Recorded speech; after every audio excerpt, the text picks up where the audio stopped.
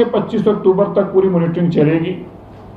ये इसकी AQI readings भी सब इस बार, क्योंकि ये सुप्रीम कोर्ट का जो ऑर्डर है ये केवल टेम्परेरी है, ये पार्टली रिलैक्सेशन भी टेम्परेरी 1 साल के लिए है, इसलिए इस सब की मॉनिटरिंग की रिपोर्ट जो है ये 14 तारीख से लेके 25 तारीख की सब मॉनिटरिंग की रिपोर्ट वो जमा करवानी होगी।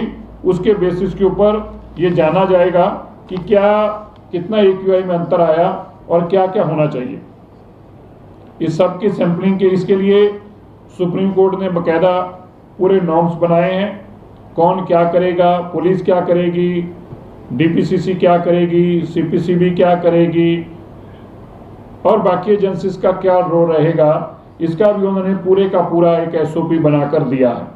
इसमें सैंपलिंग से लेकर कैसे ग्रीन क्रैकर्स को मैन्युफैक्चरर्स को ऑथराइज्ड करना है, कौन करेगा, कैसे वाटर के सैंपल्स भी लेने हैं और रिड्रेसल भी, अगर कोई ग्रीवेंस भी आता है तो उसको रिड्रेसल का भी उन्होंने पूरे का पूरा एक सेटअप बना के दिया है और लाइसेंसेस का रिव्यू का भी कि अगर कोई गलत करता है। और ये ऐसे जैसे मैंने पहले बताया कि एक ट्रायल बेसिस पे ये केवल ऑर्डर दिया गया है। तो जहां मैं इस ऑर्डर को वेलकम करता हूं, वहीं मानयोग रेखा गुप्ता जी का भी धन्यवाद करते हैं और मैं दिल्ली के लोगों को और NCR के लोगों को ये आग्रह करना चाहता हूं, मानयोग सुप्रीम कोर्ट ने आपके आग्रह के ऊपर बहुत सालों बाद इस बैन को हटाया है।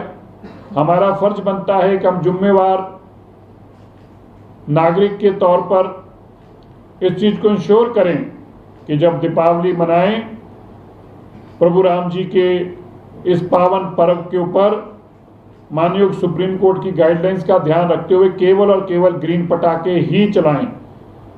ये जो ऑर्डर है ये टेम्परेरी है, इसलिए अगर हम अपनी सारी कंप्लायंस को दिल्ली सरकार पूरी करेगी, NCR के बाकी स्टेट्स पूरा करेंगी और सिटीजन्स मिलकर हमारा साथ देंगे तो हम इसको आने वाले सालों में भी कंटिन्यू रख पाएंगे। मैं दिल्ली के लोगों को ये आश्वासन दिलाता हूं हमारे मुख्यमंत्री जी के बिहाफ पे कि दिल्ली के अंदर इन सभी नॉर्म्स को बहुत सख्ती से लागू किया जाएगा। जो मानयोग सुप्रीम कोर्ट की गाइडलाइंस हैं उनको यथास्थिति पूरे का पूरा word by word, line by line लागू किया जाएगा और इंश्योर करेंगे, जिसके लिए हमने आज से अपना बैठकों का दौर शुरू कर दिया है। अभी 3 बजे हमारी पहली बैठक दिल्ली के सभी जो रिटेलर हैं, जो दिल्ली के अंदर को मैन्युफैक्चरर हैं, उनको भी बुलाया गया है। आज ही हम अपनी पहली बैठक रिटेलर और मैन्युफैक्चरर के साथ करेंगे। हम उनसे भी अंडरटेकिंग लेंगे कि वो भी किसी तरीके की वायलेशन ना करें और ना ही वायलेशन करने वाले का साथ दें। इसके बाद जितने दिल्ली के डिपार्टमेंट्स हैं, जो स्टेक होल्डर्स हैं, जिसमें दिल्ली पुलिस है, म्यूनिसिपल कॉरपोरेशंस हैं, डिप्टी कमिश्नर्स हैं, DPCC है, एनवायरनमेंट का डिपार्टमेंट है, ये भी 4 बजे अपनी बैठक, दूसरी बैठक 4 बजे आज करेंगे। पहली 3 बजे बैठक सभी पटाखे वालों के साथ और दूसरी बैठक 4 बजे सभी डिपार्टमेंट्स के स्टेक होल्डर के साथ। हम इंश्योर करेंगे कि दिल्ली की हवा भी स्वस्थ रहे, दिल्ली के लोग भी स्वस्थ रहे और दिल्ली के लोग अपने पावन पर्व दीपावली पे खुशियों से पटाखे चलाकर इस दीपावली को मना भी सकें और ग्रीन पटाखे ही दिल्ली में आए। इन सब के ऊपर दिल्ली की सरकार आपकी वचनबद्धता है। दिल्ली के अंदर मैं इतनी बात आपको याद दिलाते हुए अपनी बात को समाप्त करूंगा। दिल्ली के अंदर पहले 10 साल की डीजल की गाड़ियां और 15 साल की पेट्रोल की गाड़ियां भी बैन थी। जब हमने मानयोग सुप्रीम कोर्ट के पास तथ्यों के साथ सारी जानकारी दी, ये केवल और केवल कार मैन्युफैक्चरर्स को बेनिफिट देने के लिए पुरानी सरकारों ने ये धंधा चलाया था और कितनी कबाड़ की गाड़ियां कहां उठ गई उनके आंकड़े नहीं है किसी के पास। दिल्ली के अंदर कोई ऑर्गेनाइज्ड जो स्क्रैपिंग यूनिट लगाने थे लगे ही नहीं, इसके बावजूद दिल्ली की लाखों गाड़ियां गायब हो गई। ये बहुत बड़ा अपने आप में एक स्कैंडल था। तो मानयोग सुप्रीम कोर्ट ने 10 साल और 15 साल की गाड़ी चलाने की इजाजत दी और मुझे ये बताते हुए आपको जानकारी देते हुए हर्ष हो रहा है कि दिल्ली इन गाड़ियों को चलाने के बावजूद स्वस्थ रही। दिल्ली एक डेकेड, पिछले 10 सालों के सारे साफ दिनों के रिकॉर्ड दिल्ली ने तोड़े हैं।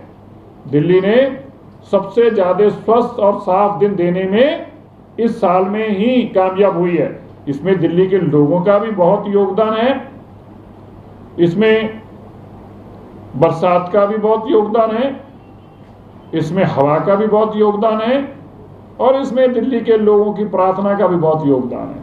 मुझे लगता है कि भगवान ने भी भाजपा की सरकार के आने के बाद सुनना शुरू कर दिया है।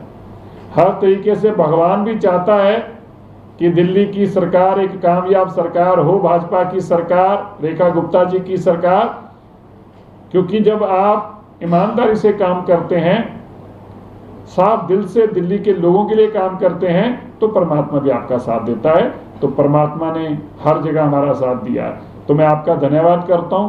और क्लाउड सीडिंग में भी आपको हम बताना चाहते हैं, हमारे पास सारी रिक्वेस्टेड परमिशंस, हमारे पायलट्स की ट्रेनिंग भी हो गई। ट्रेनिंग के लिए जो सेस्ना जहाज था उससे फेमिलियर होने के लिए, क्योंकि उसके साथ एक रेट्रोफिटमेंट लगाई गई है, उस फिटमेंट के चलते उसमें से जो स्प्रेइंग होगी, जो ब्लास्ट किए जाएंगे, उस ब्लास्ट के माध्यम से स्प्रे होगी, तो वो उस जिस जगह पे ट्रायल होनी है उसके ऊपर इस प्लेन के दोनों पायलट्स ने एक ट्रायल भी करी है। इस ट्रायल में उन्होंने उस एरिया से फेमिलियर हुए हैं, उस एरिया से अपने आप को पहचान कराया है जहां पे ये ट्रायल कंक्लूड होनी है, और इस प्लेन से अपने आप को अवगत कराया है। और ये सारा ट्रेनिंग प्रोसेस पिछले 4 दिन से चल रहा था, जो सफल रहा है अब तक। अब जब हमें मौसम विभाग ग्रीन सिग्नल देगा अगले 2 दिन में, 3 दिन में, तो इसको ब्लास्ट करा के जो क्लाउड सीडिंग है उसका भी एक सैंपल लिया जाएगा। अभी जल्दी ही बादलों के इंतज़ार हो रहा है और ये इंतज़ार जल्दी ख़त्म होगा ऐसा हम मानते हैं। और दीपावली से अगले दिन या उससे अगले दिन, जिस दिन भी मौसम विभाग हमें इजाज़त देगा, हमारी तरफ से अब सारी प्लानिंग है। हमें जब भी वो इजाज़त देगा अगले 3 घंटों के अंदर अंदर हम प्लान देकर और इसकी इजाज़त लेने की, उड़ने की सब हम ले चुके हैं। तो क्लाउड सीडिंग का भी पूरा खाका तैयार है, इंतज़ार है केवल बादलों का। धन्यवाद। और कुछ सर, ये पटाखे जो जलाने के लिए कोई जगह भी आइडेंटिफाई कर रहे हैं आप? नहीं, आप कर लें जहां आपका दिल करे। पटाखे आपके हैं, जगह आपकी है, बस इतना ध्यान रखिए कि पटाखे ग्रीन होने चाहिए। अभी दिल्ली में कितने लोगों का लाइसेंस है ग्रीन पटाखे बेचने का? देखिए, अभी दिल्ली में किसी के पास कोई लाइसेंस नहीं है, क्योंकि दिल्ली में पटाखे बेचने ही बैन है, टोटल बैन है। इसलिए अब सामने आएंगे जो इसको अप्लाई करके लेना चाहेंगे, आज उनकी बैठक करके इंश्योर करेंगे और डीएम के माध्यम से लाइसेंस उन्हीं को दिया जाएगा जो इस काम की पूरी कंप्लायंस करेंगे। कोई लिमिट तय करेंगे कितने लाइसेंस देने हैं, डिस्ट्रिक्ट वाइज या स्टेट वाइज? अभी ऐसा कुछ तय नहीं कि आज की मीटिंग में 4 बजे तय करेंगे कि ऐसा जरूरी होगा।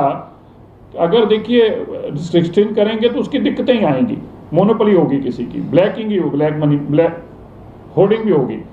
अगर हम ज़्यादा से ज़्यादा लोगों को देंगे तो अच्छा है, लेकिन हमारा इंश्योरेंस ये होनी चाहिए कि हर सूरत में वो ग्रीन पटाखे आए, ये एक जरूर हम तय करेंगे ग्रीन क्रैकर्स ही हों। बेचने के लिए एक लोकेशन ही आइडेंटिफाई करके डिस्ट्रिक्ट वाइज या ज़्यादा होंगे? देखिए, अभी तक इस पे फैसला हुआ नहीं है, पर मेरी निजी राय है कि इस पे 1-2 लोकेशन की बात नहीं होनी चाहिए। हमें सिर्फ ये देखना होना चाहिए कि जो पटाखे बेचने वाला है वो हमारे ऑर्डर को कंप्लायंस करने की स्थिति में है, ये हम जरूर देखेंगे, एक हो या